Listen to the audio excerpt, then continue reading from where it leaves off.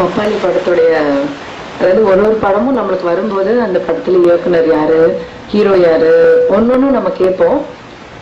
இந்த படத்துல மட்டும் எனக்கு அது எதுவுமே கேட்க தோணாத அளவுக்கு இருந்தது. அவர் டைரக்டர் மூர்த்தி சொன்ன அந்த கதை சொன்ன விதம் எதுவுமே கேட்க தோணல. அவ்வளோ ரொம்ப பிடிச்சது எனக்கு. அது பிடிச்சதுக்கு முக்கிய காரணம் என்னன்னா, எப்பவுமே நம்ம ஏதாவது ஒரு படத்துல என்ன செய்யறோமோ அது நிஜ வாழ்க்கையில பல வீடுகள்ல நடக்கும் போதுதான் அந்த படம் உண்மையாவே சக்சஸ் ஆகும்.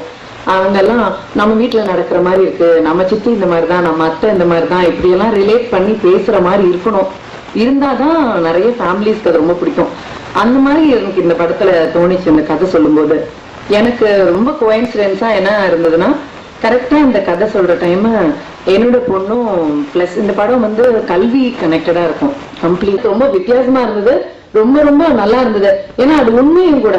கண்டிப்பா இது சினிமால வந்து நெகட்டிவா காட்டினா கூட எவ்வளவு இடத்துல கண்டிப்பா வந்து மாப்பிள்ளை வந்து நல்லா அமையணும், அவர் நல்லா முன்னேறணும், அவர் ஏன்னா அந்த முன்னேற்றம் நம்ம மகளுடைய சந்தோஷத்துக்கு காரணமா இருக்கும் அப்படின்னு நினைக்கிற பெற்றோர்கள் நிறைய இருக்கிறதுனால கண்டிப்பா இந்த படத்தை வந்து நிறைய பேர் ரிலேட் பண்ணுவாங்க. நம்ம வீட்டுல நடந்த மாதிரி, நம்ம பக்கத்து வீட்டுல நடந்த மாதிரி ரிலேட் பண்றதுக்கு நிறைய சான்சஸ் இருக்கு. அதுவே இந்த படத்துடைய பெரிய வெற்றியா அமையும் அப்படின்னு எனக்கு ரொம்ப நம்பிக்கை இருக்கு. மேடையில வீச்சிருக்கும் பெரியவர் சரண்யவாரன் வந்தாலே அவர்கிட்ட இன்னைக்கு என்ன சார் சீன் அப்படின்னு, உனக்கு என்னது அப்படின்னு சார் சொல்லுங்க சார், தெரிஞ்சுக்கிறேன் சார், நீங்க நடிக்கணும்ல சார், அதெல்லாம் நீ பாத்துக்கிறேன் பாருங்க, வாப்பா நீ நடிச்சு கழிச்சது போகணும் அப்படின்னு.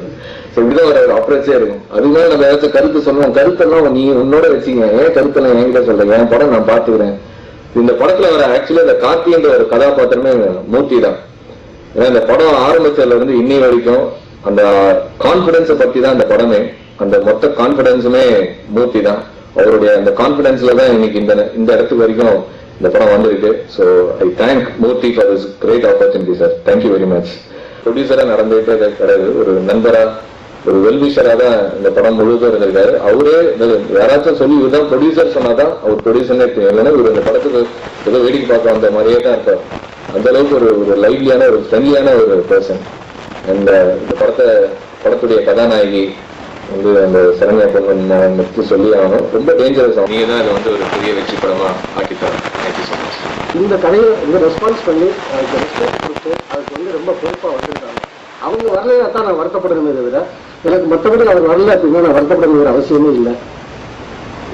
ஏன்னா தனிப்பட்ட முறையில் சொன்னால் அது வந்து இதாக போயிடும். இது வந்து மற்றவங்களுக்கு ஏன்னா இங்கே வந்தவங்க எல்லாருமே வந்து படத்தில் ஒர்க் பண்ண எல்லாருமே இருக்கிறாங்க.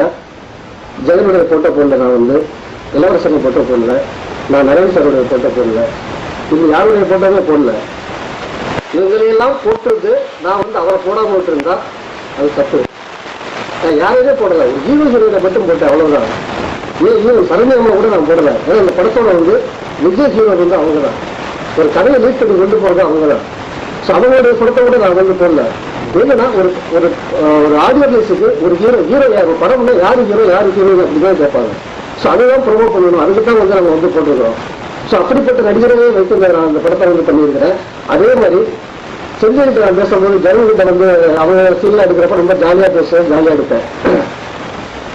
ஆனால் சரண்யம்மாட்ட போய் வந்து நான் பேசும்போது மட்டும் என்னதான் நான் வந்து சென்சிட்டிவாக இருந்தாலும் என்னை தாண்டி ஒரு ஹியூமர் வந்துடும். ஹியூமரையும் தாண்டி வந்து ரொம்ப அழகாக இருப்பேன். அப்போ வந்து செந்தில் அடிக்கடி சொல்லுவாங்க, ஏன் சார் நம்ம வந்தவங்க நீங்கள்லாம் வந்து அப்படியே ஒரு சின்ன பழக்கமாக இருக்கு அப்படின்னு. அப்படி கிடையாது, அவங்க வந்து அவங்களுக்குலாம் வந்து ப்ரொஃபஷனல் எத்திக்ஸ் இருக்குது. ஸோ அதனால வந்து அவங்ககிட்ட நம்மளும் அதே ப்ரொஃபஷனல் எத்திக்ஸ் இருந்தால் தான் வந்து கரெக்டாக நடக்கும். நம்ம நீங்களால அப்படி கிடையாது, ப்ரொஃபஷனல் வந்து ஜாலியாக பண்ணுறோம், அவங்க ப்ரொஃபஷனல் ரொம்ப பர்ஃபெக்டாக பண்ணுறாங்க. ஸோ அவங்ககிட்ட போய் வந்து காமெடி பண்ணிட்டு விளையாடிட்டு இருக்க முடியாது. இருந்தாலும் அதையும் மீறி வந்து இது பண்ணிருக்கிறாங்க. இதெல்லாம் தாண்டி இந்த படத்தில் வந்து அவங்க சொல்லப்படாத ஒரு கோடை இருக்கு சரண்யம்மா. நன்றி. அப்புறம் நிறைய எல்லாரையும் பற்றி பேசலாம், டைம் இல்லை அப்படிங்கிறதுனால எனக்கு வந்து அடுத்து இன்னொரு